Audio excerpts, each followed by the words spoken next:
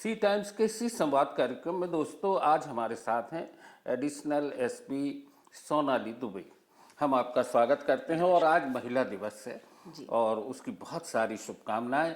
आप जैसी महिला अधिकारी जब आती हैं सामने तो निश्चित तौर पर जो बच्चियां हैं जो आगे आना चाहती हैं इस फील्ड में उनके हौसले बढ़ते हैं और महिलाओं को जिस तरीके से प्रमोट करना चाहिए उस तरीके से आप लोग कहीं ना कहीं उनकी प्रेरणा बन जाती हैं।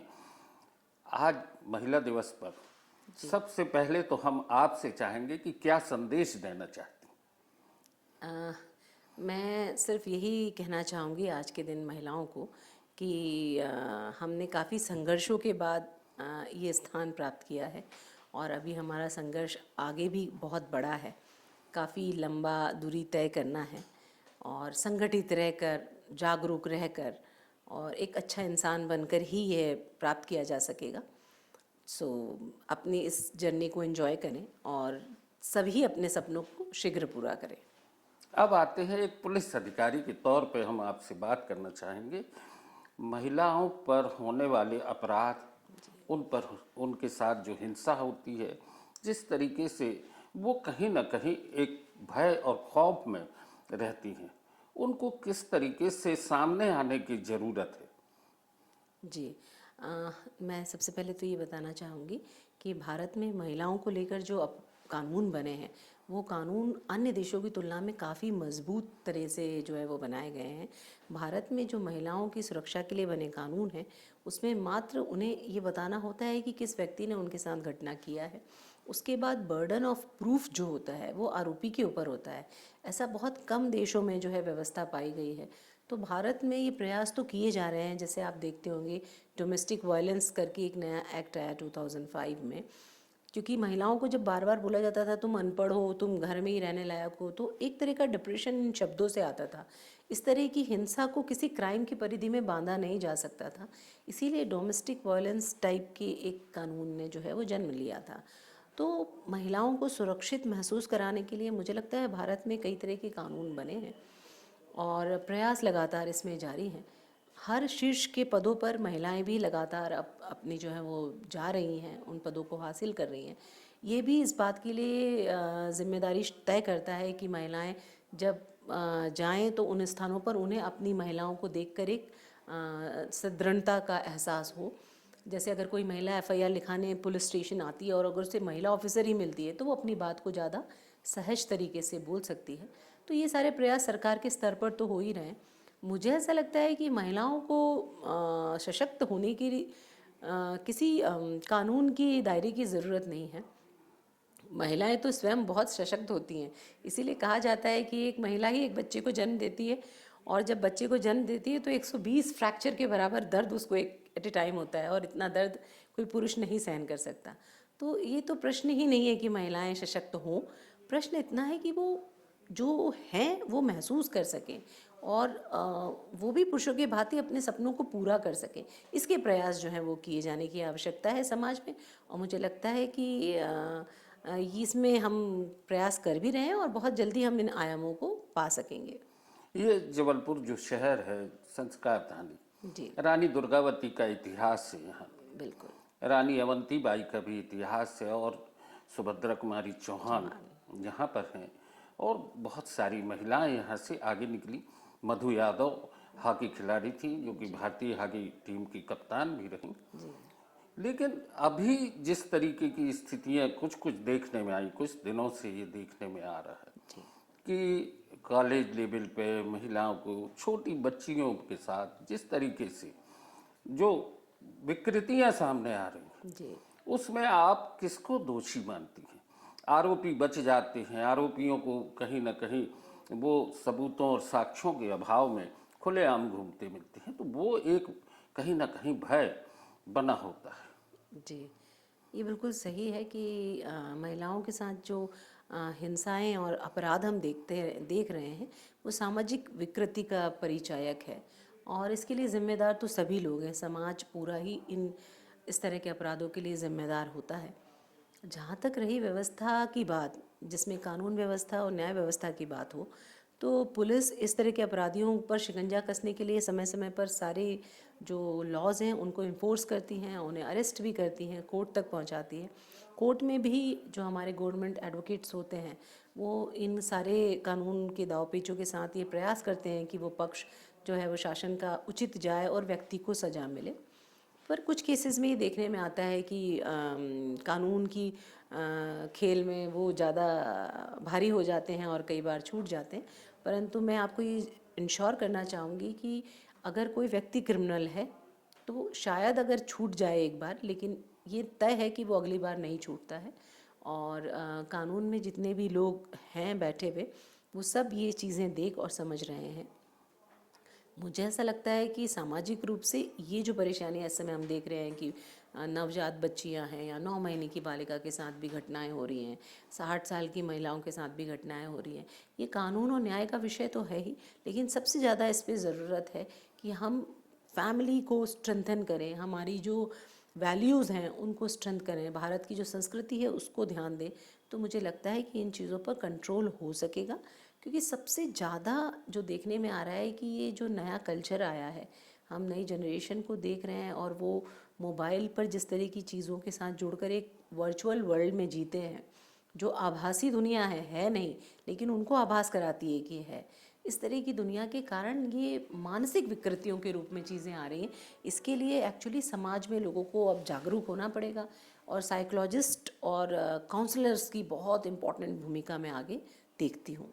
स्कूलों में, कॉलेज में जो बच्चियाँ पढ़ रही हैं, जी निश्चित तौर पर उनके हाथ में एक एंड्रॉयड मोबाइल है। जी अब वो उसमें क्या देख रही हैं, किस तरीके से उसको हैंडल कर रही हैं, जी इसके लिए कहीं ना कहीं कॉलेज लेवल पे, स्कूल लेवल पे उनको कोई एक जानकारी देने वाला व्यक्ति या ऐसी कोई व्यवस्था हो जाए जी ताकि वो ये समझ सके कि उनको किस चीज़ को देखना है या किस चीज़ को उनको आगे जाके फॉलो करना है।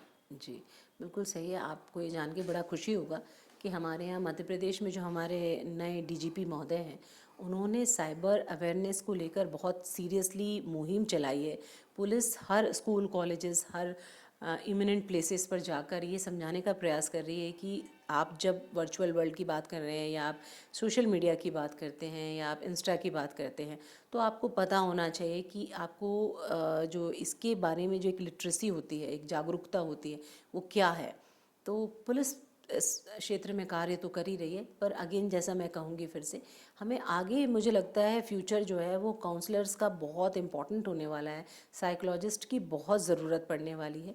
क्योंकि आपने देखा होगा एक वीडियो गेम्स पर भी आप बीच में 2011-12 के आसपास बहुत इश्यूज़ बने थे कि वीडियो गेम खेलकर बच्चे सुसाइड कर रहे थे। एक आपने सुना होगा, पोकेमॉन पकड़ते थे तो वो पोकेमॉन को कैच करने के लिए किसी भी हाईवे के ट्रैफिक पे पहुंच जाते थे, उन्हें ध्यान नहीं रहता था और एक्सीडेंट में डेथ हो रही थी लोगों की। तो ये एक ऐसी चीज़ें हैं जो कि चुनौती दे रही है हमें भी, पेरेंट्स को भी, कि कैसे उनके बच्चों को बचाएं। और देश के लिए सच में ये चिंता का विषय है जिस पर अब मुझे लगता है जैसे आप जैसे लोग हैं, जब इन पे चर्चाएं होंगी तो आई एम श्योर इसका सोल्यूशन निकलेगा।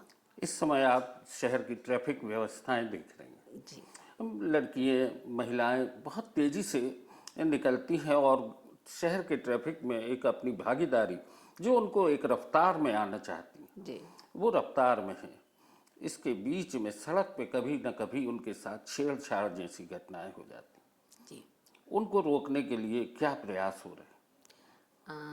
जो महिला विंग है उसके द्वारा हर शाम को एक पेट्रोलिंग किया जाता है। जबलपुर में भी ये हो रहा है कि वो इमिनेंट प्लेसेस जहाँ पर महिलाओं की, लड़कियों की संख्या ज़्यादा होती है, वहाँ महिला पुलिस उपस्थित रहती है और पेट्रोलिंग करती रहती है। आपने देखा होगा लास्ट ईयर नवदुर्गा के समय मैं स्वयं उस फंक्शन को लीड किया था मैंने, जिसमें जब लड़कियां गरबा करके जब घर जाएं तो ऑड आवर्स में आपने देखा पुलिसकर्मी, महिला पुलिसकर्मी जो हैं वो इंश्योर थी कि हर गरबा प्लेस पर वो रहें ताकि जब महिलाएं जाएं तो वो सुरक्षित महसूस करें। तो प्रयास हमेशा रहता है कि महिलाएं सुरक्षित महसूस करें। पर मैं फिर ये सबमिशन के रूप में कहूँगी कि पुलिस हर जगह नहीं जा सकती, पुलिस हर महिला के साथ नहीं हो सकती है। महिलाओं को स्वयं ये देखना और समझना पड़ेगा कि वो कैसे अपने आप को जो है वो सेल्फ कॉन्फिडेंट होकर निकल सके। सेल्फ डिफेंस हर महिला को आना चाहिए। एक बहुत अच्छी कवयित्री है नेहा नरूका। जी जो ग्वालियर की हैं और भिंड के पास कहीं जी उनकी, वो कोई कॉलेज में पढ़ाती। जी उनकी एक कविता की 2 लाइनें हैं कि हम नीले आकाश में उड़ना चाहते हैं, जी लेकिन आकाश में जगह जगह पिंजरे टांग दिए गए हैं और उन पिंजरों में कहीं ना कहीं उन्हें बंद किया जाता है। वो उड़ना चाहती हैं, लेकिन नीले आकाश में जगह जगह टंगे हैं पिंजरे। तो क्या आपको लगता है कि पिंजरे टंगे हैं? हाँ, देखिए मैं इसको बहुत छोटे से एग्जाम्पल से आपको बता देती हूँ कि हमारी स्थिति क्या है भारत में स्पेशली। भारत में पहले तो हमने महिला प्रधानमंत्री देख लिए, अभी वर्तमान में महिला राष्ट्रपति है। राष्ट्रपति। तो ये एक सुखद एहसास है कि हमारे यहाँ महिलाओं की क्या स्थिति है। लेकिन उसी के साथ आज भी एक चीज़ है कि किसी भी फंक्शन में महिलाओं से उम्मीद की जाती है कि वो साड़ी पहन कर आए, क्योंकि भारतीय संस्कृति उनके परिलक्षित होती। पर किसी भी पुरुष को आज भी ये नहीं कहा जाता है कि तुम धोती पहनकर आओ, नहीं तो तुम जो है वो भारतीय नहीं कहलाओगे। ये एक एग्जाम्पल है इस बात का कि महिलाएं आज भी चाह कर वो नहीं कर सकती हैं जो वो चाहती हैं, और पुरुष वो हर चीज़ कर लेते हैं जो वो चाहते हैं। बड़ी आसानी से उन्होंने कब धोती छोड़ दी, कब वो पैंट शर्ट पर आ गए, और कब pant shirt Bermuda T shirt में बदल गया, पता ही नहीं चला। लेकिन महिलाओं को आज भी अगर साड़ी छोड़ना पड़ रही है तो उन्हें हर जगह उसकी परमिशन लेना पड़ रही है। तो आसमान में सच बात है, संघर्ष तो अभी बहुत बाकी है हमारा। और ये मैं पॉजिटिव मानती हूँ कि बहुत जल्दी महिलाएं सारे आयामों पे पहुँच जाएंगी। समाज में व्याप्त विसंगतियाँ दूर होती जाएंगी और महिलाएं अपने आप में एक स्वतंत्र इकाई बन के न सिर्फ पुरुष के साथ खड़ी होंगी। ऐसी उम्मीदों के साथ हम आपसे आज जो चर्चा की इसके लिए बहुत बहुत धन्यवाद सोनाली मैडम। और आगे भी जी हम चाहेंगे कि आप सी संवाद, सी टाइम्स कार्यक्रम में आती रहें और दर्शकों को, हमारे जो दर्शक हैं उनको कुछ संदेश अगर आप देना चाहें तो ज़रूर दें। मैं जबलपुर के लिए तो स्पेशली ये बोलना चाहूँगी कि जबलपुर संस्कार धानी के रूप में जाना जाता है, और मैंने भी जब इस शहर को देखा है नाइट पेट्रोलिंग के दौरान, तो इतना सुंदर शहर मैंने कहीं और नहीं पाया। बहुत अच्छी सड़कें हैं, बहुत अच्छे फुटपाथ हैं, बड़ी हिस्टोरिकल बिल्डिंग्स हैं यहाँ की, पुराना बसा शहर है। यहाँ के लोगों को इस शहर को खूब प्यार देना चाहिए। यहाँ की ट्रैफिक बहुत अच्छा हो, यहाँ का क्राइम बहुत अच्छा हो, और जबलपुर एकदम स्वच्छ हो, ये मैं चाहती हूँ। तो मुझे लगता है हर जनता को ये सपना अब जबलपुर के रखना चाहिए, और हम स्वच्छता में भी टॉप करें और हम ट्रैफिक में भी टॉप करें, ये मैं उम्मीद करती हूँ जबलपुर से। एक बार फिर आपको महिला दिवस की बहुत सारी शुभकामनाएं। सी टाइम्स सी संवाद कार्यक्रम में आने के लिए बहुत बहुत धन्यवाद।